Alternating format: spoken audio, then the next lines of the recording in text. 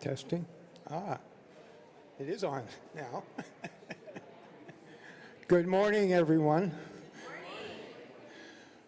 The composer of the piece we're doing for the gathering music, Arnold Sherman, is a composer, director of music in Texas, and was inspired to do this original composition using the hymn tune Dona Nobis Pacem. You can read about it on the back of your bulletin. There's music notes on this Song of Peace.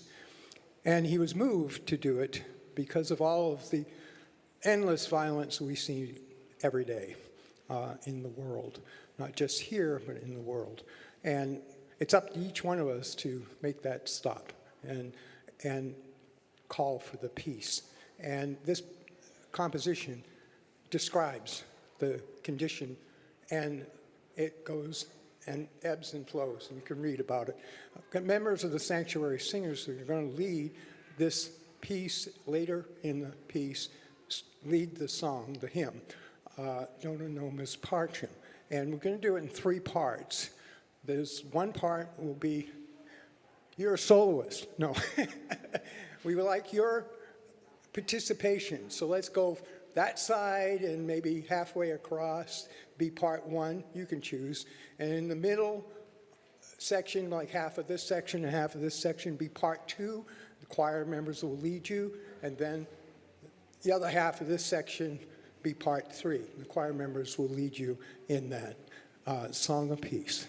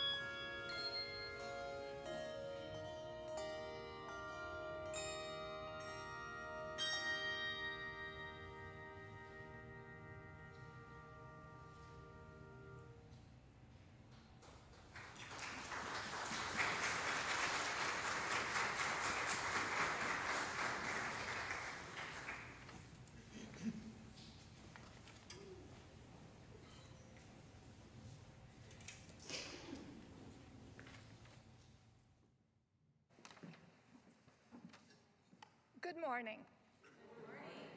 Welcome to the Unitarian Universalist Church of Arlington. My name is Barbara Bazell, and I'm a member of the Board of Trustees. Today is Sunday, April 30th. I tell you this because in the early service, I told everyone it was the 29th. So, note to self, check the calendar. Okay, whether this is your first time joining us or your regular Sunday morning destination, we're glad you're here. UUCA is a church of radical love and acceptance, open to people of all backgrounds, races, genders, sexual orientations, disabilities, and abilities, both seen and unseen. At UUCA, we encourage people to come for community, find inspiration, and live with purpose. This morning, we are celebrating the 100th anniversary of the Flower Communion, a tradition that has delighted my family for years. When I woke this morning to the thunder and the rain, I was disappointed that my plan to wear a beautifully flowered dress and snappy red flats had been crushed. But as I drove here, I saw how beautiful and green the world is, highlighted by the gray of the sky behind it. So the bringing and receiving of a blossom in this ritual today is one of many that brings us all together, young, old, and young at heart. Next Saturday, we will celebrate the 75th anniversary of UUCA with a dance party. This is being led by Pat Bodnar, who's somewhere, standing up, yes, and Phyllis Liner, also standing. Woohoo! All right. They will be in the back. They will be in the back selling tickets. So if you don't have them already, you should go over there after service. It's called A Dance Through the Decades, and we are all encouraged to wear something that reminds us of a favorite time in our lives or a style that we enjoy. Come for fun, come for food, and come to just enjoy the collective triumph of faith this church represents. Thank you for joining us today, and again, welcome.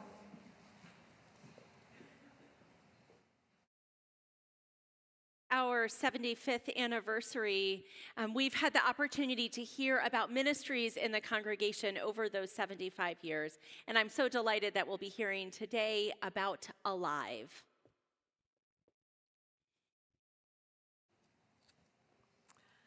Hi. My name is Diana Day. I've been a member of UUCA since 1981. Today, I'd like to tell you about the beginning of UUCA's long-standing partnership with Alive. Alive is a consortium of 49 congregations of many different faiths, working together to provide essential services such as food and shelter to people in need in the city of Alexandria. UUCA is one of those congregations. In 1990, the UUCA Board of Trustees voted unanimously to affiliate with Alive with the full support of our two ministers. Now, you may ask, why Alexandria? After all, this is the Unitarian Universalist Church of Arlington. First of all, our church is not just an Arlington church. It's the largest UU church largest UU congregation in Northern Virginia and the only UU congregation inside the Beltway in Northern Virginia.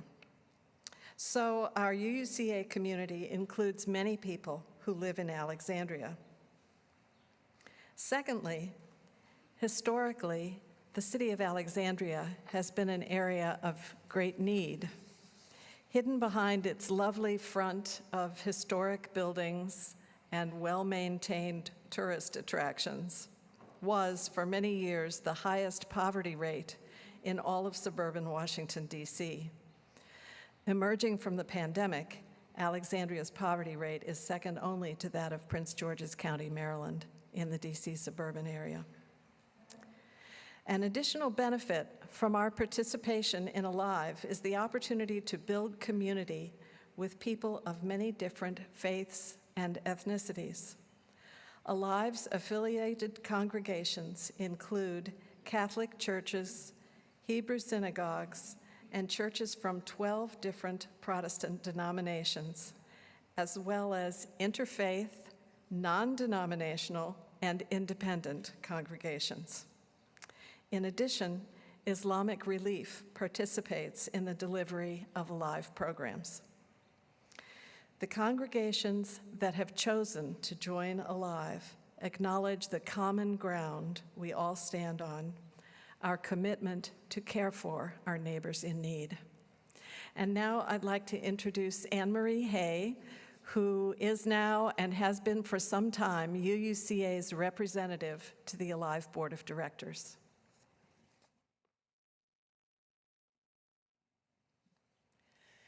As an affiliated congregation, UUCA has provided Alive with regular financial support as well as volunteers, supplies, the use of our building for meetings, and a special grant for new program incubation.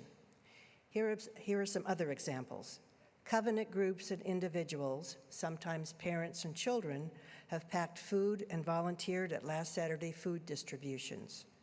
Spanish speakers have assisted non-English speaking immigrants from Central America in the Arlandria area each month.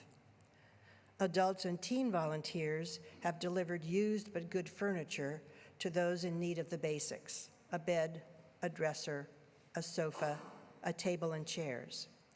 One father always came with his teenage son and the son's friend so they would see and think about inequality in our mostly affluent area. A volunteer helped those in dire need of rent or utility payments through the Family Assistance Program for many years. As an immigrant herself, she wanted to reach out to ease the transition for others. Other UUCAers have donated food, housewares, furniture, made deliveries of food and housewares, and made repairs to a live house. Others have participated in setting up and attending fundraisers such as the annual Alive Walkathon and Empty Bowls. Alive relies on volunteers for its board and support work. UUCAers have edited materials, taken photos, helped in the office, worked on and led committees, and served in leadership roles as Alive president and board secretary. And a special thanks to UUCAers at Goodwin House Bailey's Crossroads. In lockdown early in the pandemic, they collected, refolded, and packed the paper bags in which food was delivered to the residents. Alive reused and filled those bags with food. City Health Department employees delivered the bags to those in quarantine and at the same time were able to monitor how the households in quarantine were doing. Next month, Alive will be the Share the Plate recipient. Please stay tuned for more information, and thank you for all your support over the years.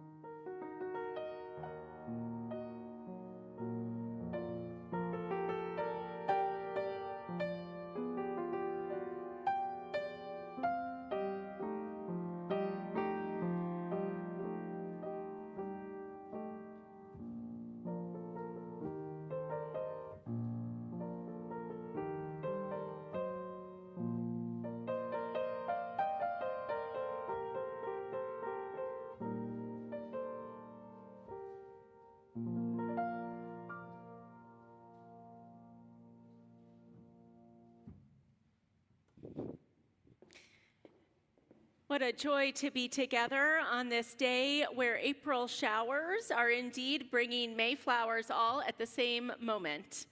I'm so appreciative for the beautiful music this morning from our ringers and our singers with them, and from Jesse, and thank you so much for sharing about Alive's ministries. I want to invite you all to say hello this morning, to greet your neighbor and tell them you are glad they are here, especially if you haven't met them before.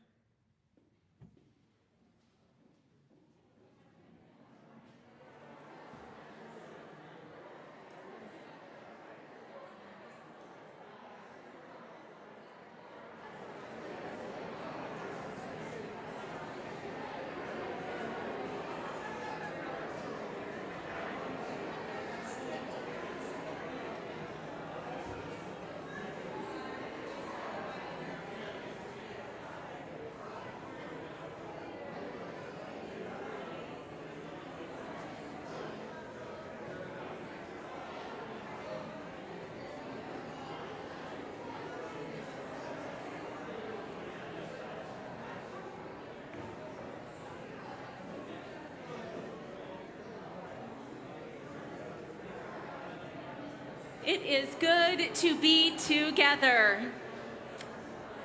I invite you now to re-find your seats. To re-find your seats. To re-find your seats. There we are. We did it. Our call to worship this morning celebrates Flower Communion and comes to us from Greg, our own intern minister. Welcome, you flowers of the fields, blooms spread bright with faces to the sky. Welcome, with your whole bodies, full of your own peculiar beauty, present, here together, interdependent and insistent upon life. Welcome into resilient joy. Welcome, each into your search for truth. Welcome into this community, witnessed and celebrated. Come, let us worship together.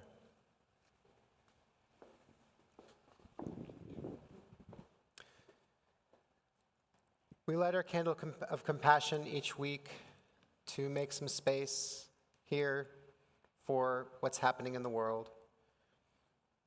And this week, our compassion is with friends, families, and communities who survived the terror of gun violence. And we hold in our hearts, especially today, those who have been killed by gun violence in Cleveland, Texas. Our hearts are also with trans and LGBTQIA+ folks who continue to resist attempts to erase and silence their dignity and rights, like Montana transgender legislator Zoe Zephyr, who was denied a request to speak on a proposal to ban gender-affirming healthcare for minors.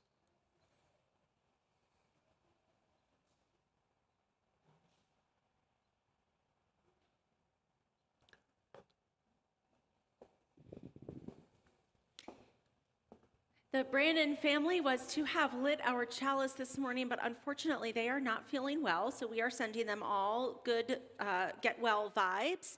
And conveniently, we have two other folks, Lila and Jaja, who I think are going to come up and help us to light our chalice this morning. Their sister Elena will be sharing a little bit later in our service. So Jaja, you're going to come here with me.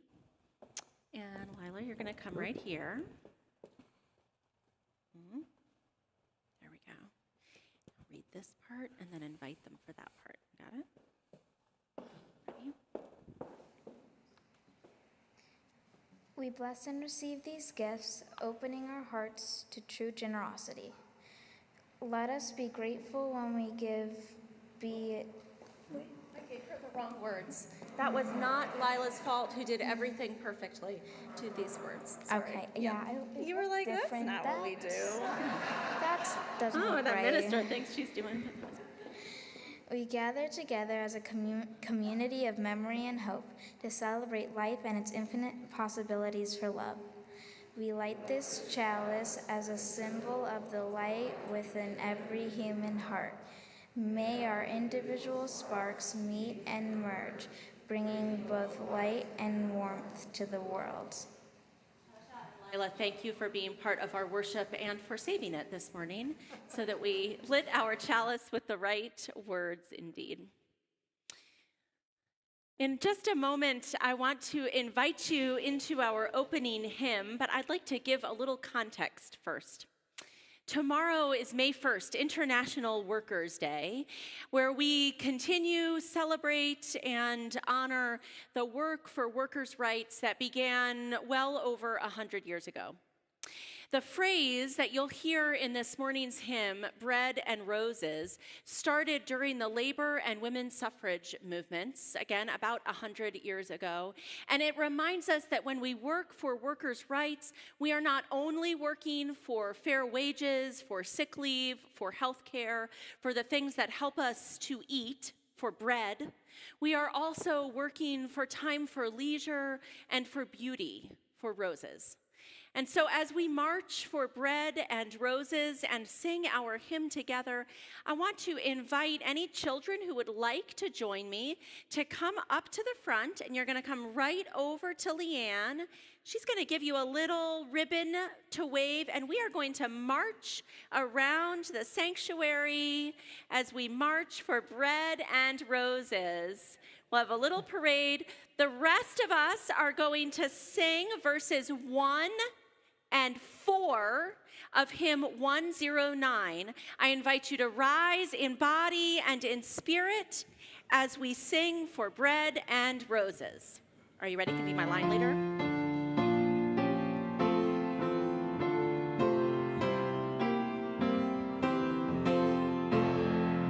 As we come marching, marching in the beauty of the day, a million darkened kitchens, 1,000 workshops gray, are touched with all the radiance that a sudden sun discloses.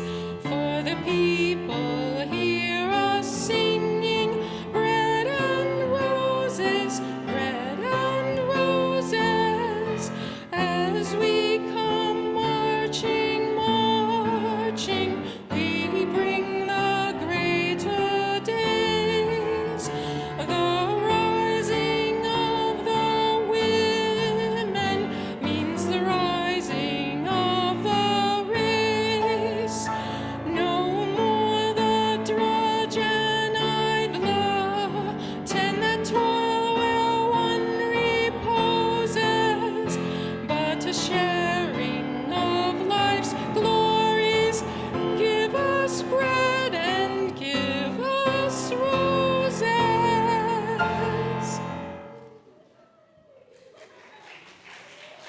Leanne will take them back as you go back to your seats. Thank you so much for our beautiful march this morning.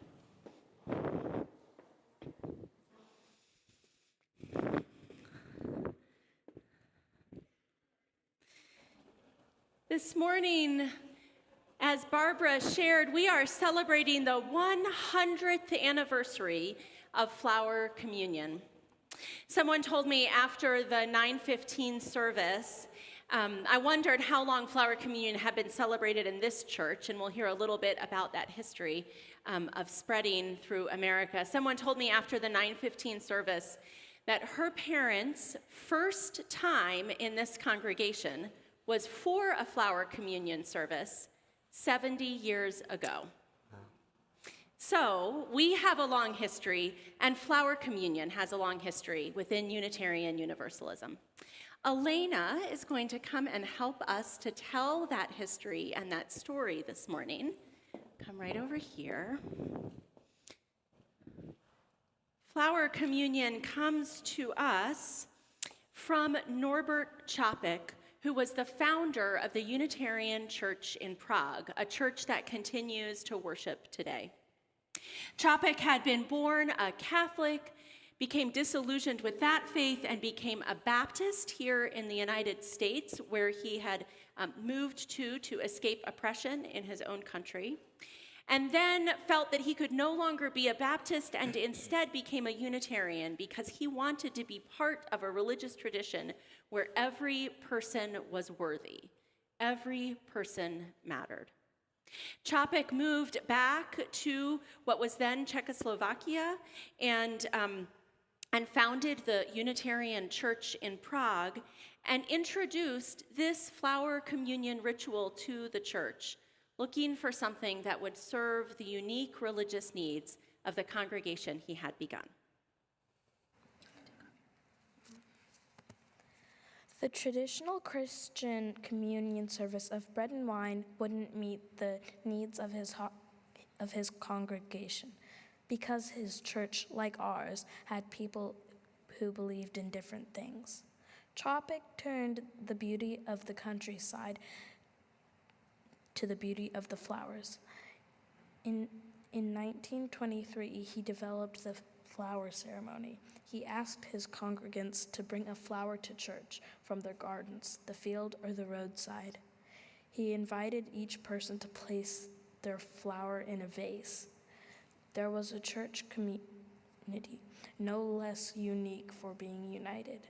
Following the service, each person could take a flower from the vase, a different one than they had brought. Čapek was a visionary minister with a church ahead of its time, a bold church, a church thinking beyond its doors, beyond what it thought possible. It was a church that was willing to take risks, to make tough decisions, to bear disappointment, and to build a new way. First by building a church, and that church could build up the world. That is our church. That was Čapek's church. Because his church was imagining a new world, a world where all were welcomed and where the diversity of the human family was not just recognized but celebrated, Čapek became a target for the Nazis. He was arrested, held in a camp, and eventually killed there. Before his death, Čapek held a flower ceremony with his fellow prisoners, finding whatever flowers they could find among the weeds of the camp. They testified to a beauty larger than themselves and a love that would outlive them. The Nazis killed Norbert Čapek, but his spirit, courage, and commitment live on today. Those qualities have passed now to us to make them real. What we're celebrating today is not a historical reenactment of something over and done, but an affirmation of our continuity with the generations of struggle for ever-widening liberty. This flower ceremony, lovely though it is not a diversion from ugly reality, but a gentle fierceness which proclaims that in the midst of sinister days, there is always the light of beauty. We are here not to recall something that has happened, but to remember something that is happening, to remember, to put it back together again. And in that remembering, may we put ourselves back together again, each as part of a body of this community. And out of many, one. The significance of the flower communion is that no two flowers are alike, so no two people are alike, yet each has a contribution to make. Together, the different flowers form a beautiful bouquet. Our common bouquet would not be the same without the unique addition of each individual flower, and thus it is with our church community. It would not be the same without each and every one of us. Thus is this service a statement of our community. By exchanging flowers, we show our willingness to walk together in search for truth, disregarding all that might divide us. Each person takes home a flower brought by someone else, thus symbolizing our shared celebration in community. This communion of sharing is essential to a free people of a free religion. Elena, thank you so much for helping us to create worship this morning and for helping to tell the story. I invite you to respond in song to this story and to the history of Flower Communion. Will you rise in body and in spirit to sing verses 1 and 2 of hymn 170? We are a gentle, angry people.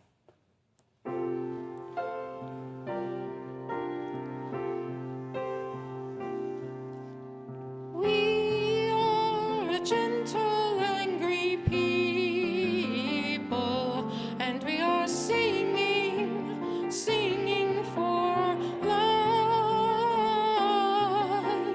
We are a gentle, angry people, and we are singing, singing for our lives. We are justice-seeking people, and we are singing, singing for our lives. We are justice-seeking people, and we are singing, singing for our lives.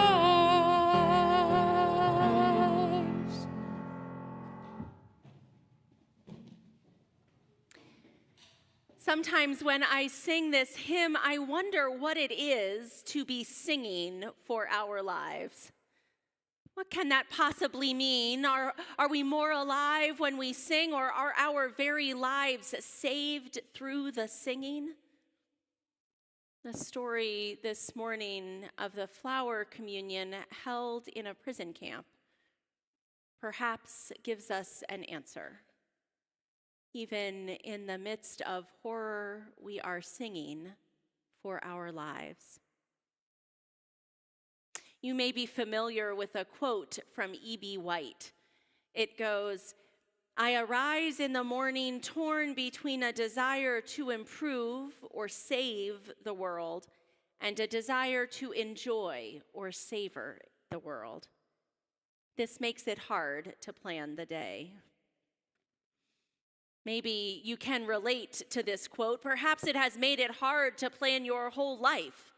How do we respond to a world that is both full of beauty and flowers, full of joy and silliness and laughter and delight, and a world that is full of injustice and grief, full of hurting and loneliness and pain?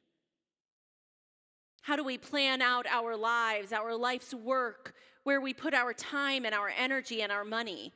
How do we plan out a Saturday? Do we go to the protest or sit in the garden?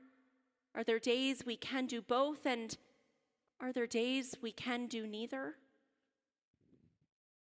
I have quoted Elaine Scarry's work before. She is the author of a little book called On Beauty and Being Just. Scarry tells us that opening ourselves up to beauty actually can help us to see the possibility for a better world, can move us toward justice work just by holding all of the magic and gorgeousness in the world. She tells us that perhaps E.B. White is not quite right in setting up a dichotomy between saving the world and savoring it. That this false dichotomy suggests we have to choose between, when in fact those two things are woven together in our lives. The gardens we sit in, the protests we go to, the way that we love and cherish our life, and the way that we work for something different. I feel that weaving together so strongly during Flower Communion ceremonies, just like this one, ones that have happened in this church for at least 70 years, and in Unitarian churches for 100. Norbert Čapek's wife brought the practice of Flower Communion from the Prague church to the United States when she came here after his death.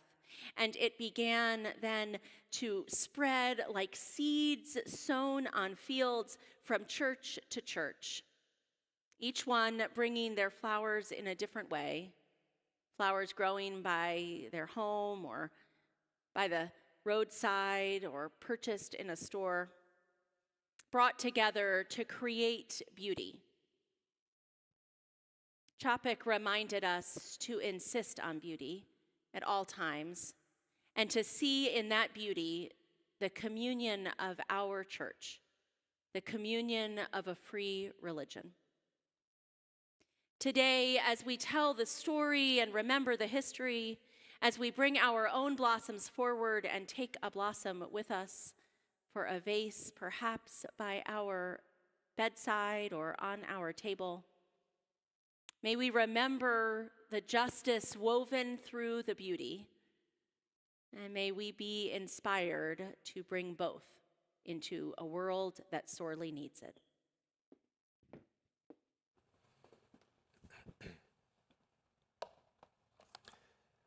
I love the idea of insisting on beauty. I think that's one thing that we do together as a community. April's Share the Plate will go to the Alianzas Accompaniment Program to support the international accompaniment program of the Network in Solidarity with the People of Guatemala, or NISQUA. It will also help support nearby Buckingham community. NISQUA provides accompaniment to organizations and individuals seeking justice and accountability for condoned genocide and the crimes against humanity committed during Guatemala's internal armed conflict. Anti-racist, anti-oppressive, and anti-homophobic skill building is also an integral part of NISQUA's accompanier training. To learn more about their important work and the Buckingham After School program, please make some time to visit their table in the fellowship hall after service today. 70% of today's offering will go to the Alianzas Accompaniment Program, and 30% of the offering will go toward our ongoing work here at UUCA. You're welcome to give today with cash or check or online or any of the methods that are listed in your order of service here or on the screen. We ask that you give generously and share your gifts with this important program.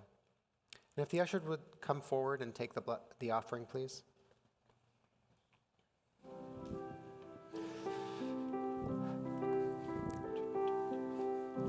Dos uruquitas enamoradas pasan sus noches y madrugadas llenas de hambre.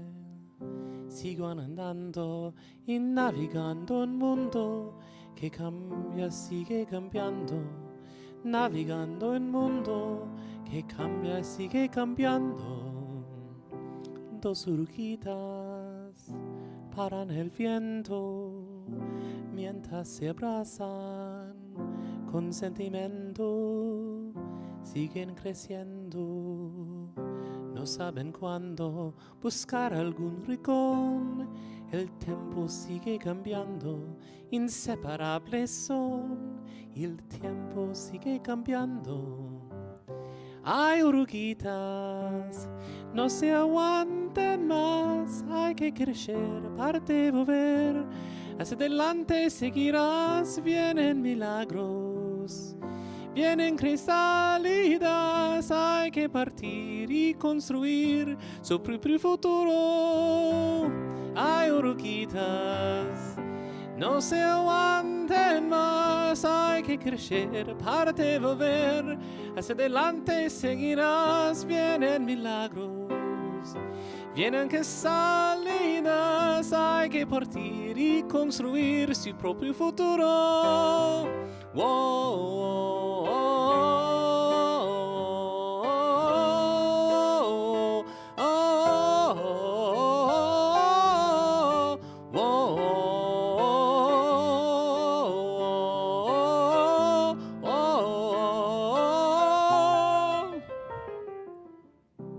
Dos oruguitas desorientadas en dos capullos bien abrigadas con sueños nuevos, ya solo falta hacer lo necesario en el mundo que sigue cambiando, tumbando sus paredes, ahí viene nuestro milagro, nuestro milagro, nuestro milagro, nuestro milagro.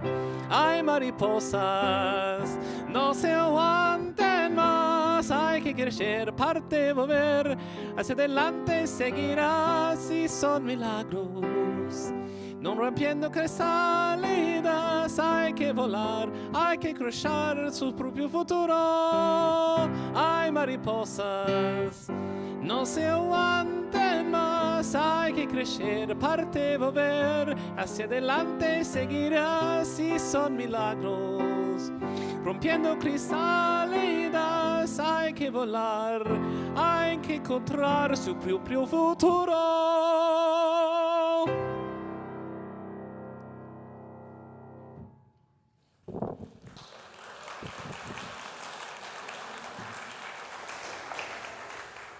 I love that song, and I've had the privilege of hearing it twice. It's beautiful. Thank you very much, Jesse.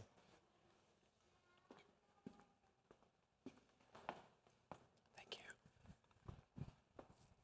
you. We bless and receive these gifts, opening our hearts to true generosity. And please join me with the words in your order of service.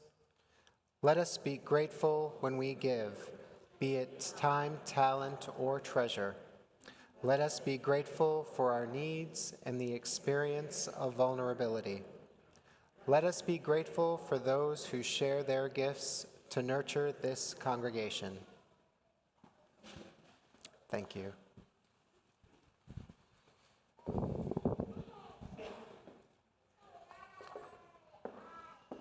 In just a moment, we will move into the ritual part of our service this morning. So I want to give you some instructions, and then Greg will center us before we begin.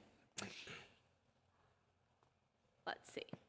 If you brought a flower with you, you are all set, and you are invited to go to one of the side aisles. So that's right here or right here.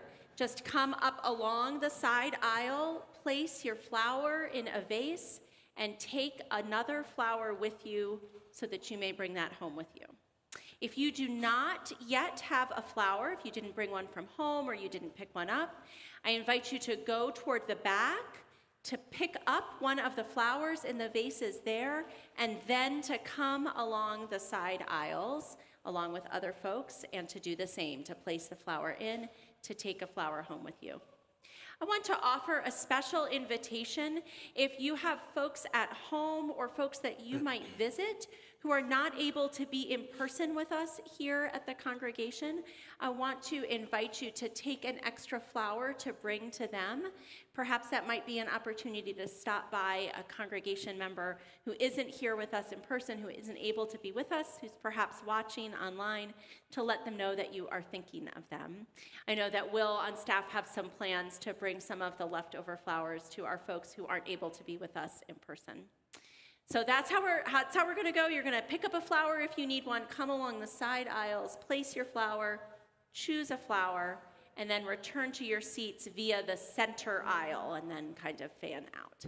So we'll do that in just a moment. I'm so sorry. That was so instructive, and then we're not quite ready. Because first, Greg is going to center us. So take a seat again for our centering meditation, and then we'll begin. Thank you. So I'd like to invite you into a centering moment as a way to invite some of these words to land and lead into our ritual. Normally, I would invite you to close your eyes, but I encourage you to keep your eyes open today, because today is really about being with one another and seeing the beauty of the flowers. If you might just take a few deep breaths and relax into your seat. Just make your body comfortable. Just check in with your body. We work with flowers in our ceremony this morning to help us symbolize the love that is hidden deep inside of us. The beauty of flowers cannot be measured, neither can our love be measured. Their life is short, but other flowers will replace the flowers that fade, and new love can come into our hearts. The flowers in front of us today represent the people in our community. and so lovely today, these flowers will fade tomorrow.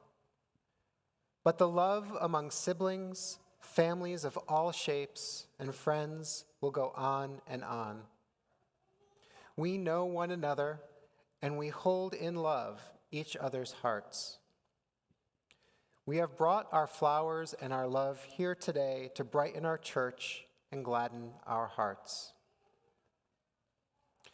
So imagine with me for a moment that you are your favorite flower. It might be a rose or a daisy, or if you're like me, you don't know many of the names of flowers, but you can bring it to mind.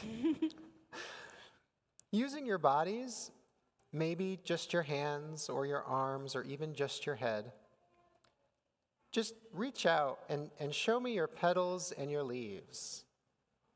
Yeah, there we go. That's wonderful. Yes.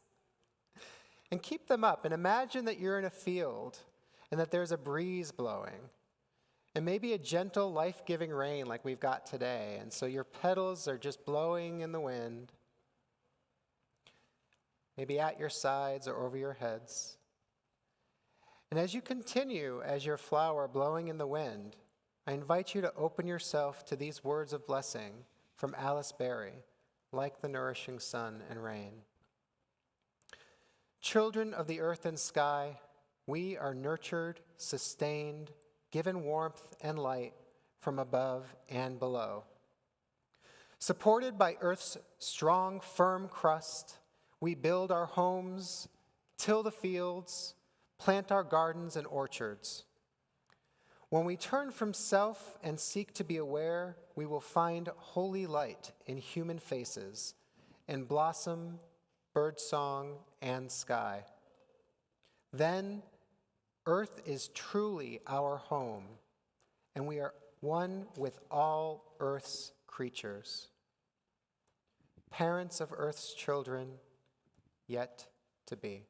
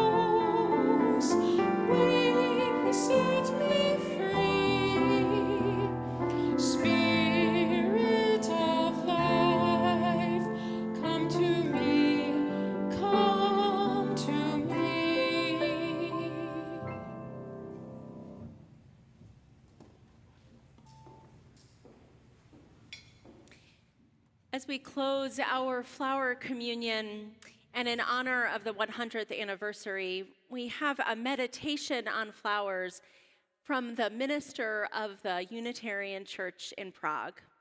This meditation will be offered first in Czech and then in English. I invite you to turn toward the screen or close your eyes and let the words wash over you. These are the words I offered as a meditation over the flowers before their distribution. Ve jménu toho, co je svaté, ve jménu toho, co je dobré, ve jménu toho, co dává život, sešli jsme se tady dnes, v tomto místě. Byl nám dán život, abychom žili v povědomí věčnosti. Neboť to je zdroj štěstí. Abychom pracovali na sobě a vnášeli do svého života štěstí. Abychom byli co platní druhým, se kterými jsme provázáni neviditelnými vztahy. Vy květiny, připomínáte nám tu úžasnou jednoduchost přírodního řádu a to, že i my jsme jeho součástí. Připomínáte nám krásu a harmonii rozmanitosti. Připomínáte nám, že lze cítit a vnímat a žít jednotu v různosti a různost v jednotě. Nechť jeden duch tvůrčího života nás spojí, tak, jako mezi námi vládne. In the name of what is holy, in the name of what is good, in the name of that which gives life, we have gathered here in this place today. We have been given life to live under the aspect of eternity, for that is the source of happiness. To work on ourselves and bring happiness into our lives, to be as valid as possible to others with whom we are connected by invisible relationships. You, the flowers, remind us of the wonderful simplicity of the natural order, and that we too are a part of it. You remind us of the beauty and harmony of diversity. You remind us that one can feel and perceive and live unity in diversity and diversity in unity. Let the spirit of creative life unite us as it reigns among us.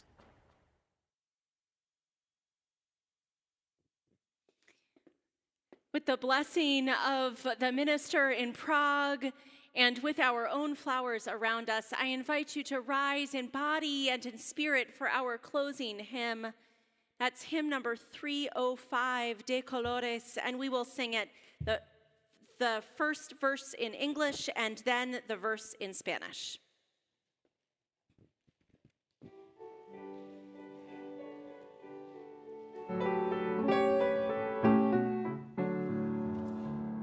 De colores, all the colors we see in the springtime with all of its flowers. All the colors, when the sunlight shines out through a rift in the cloud and it showers. All the colors, as a rainbow appears when a storm cloud is touched by the sun. All the colors are bound for the whole world around and for everyone under the sun.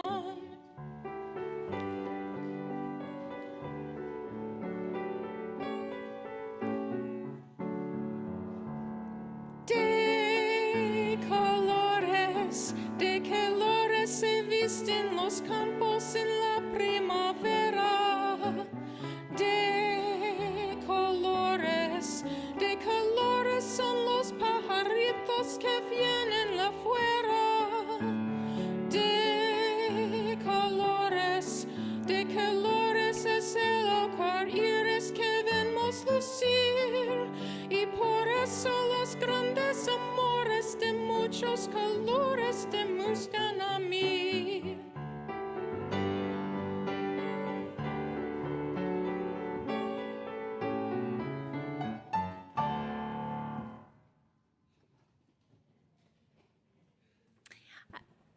I'd like to invite Elena and Lila and Jaja to come up and extinguish our chalice. Are you up for that? Come on, you can do it.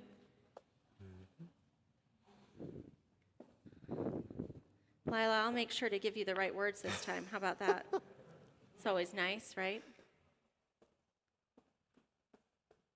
Come right on up. And these words right here. And these ones right here. Say, ready? And everyone's going to say it with you. You got it? Okay. Are you sure those are the right words? I'm sure that. Okay. You're sassy. I love it. All right. Yes, I'm sure. I got it. Come on over. We extinguish this chalice, but not the light and warmth it represents. These we carry with us, bringing our sparks of love to the world. We got it. Thank you so much. Thank you, Lila. Thank you to the, oh yes, you can do that one too. Thank you. Yes, it was. Thank you. You want to go back and sit down? Thank you so much to everyone who helped us to create worship together this morning. What a joy to be together on the chancel and surrounded by such music. Just before he died, Dr. Chapek wrote this prayer, reflecting on his own life and the state of his spirit. It is worthwhile to live and fight courageously for sacred ideals. O blow, ye evil winds, into my body's fire, my soul you'll never unravel. Even though disappointed 1,000 times, or fallen in the fight, and everything would worthless seem, I have lived amidst eternity. Be grateful, my soul, my life was worth living. They who were pressed from all sides but remained victorious in spirit were welcomed into the choir of heroes. They who overcame the fetters giving wing to the mind are entering into the golden age of the victorious.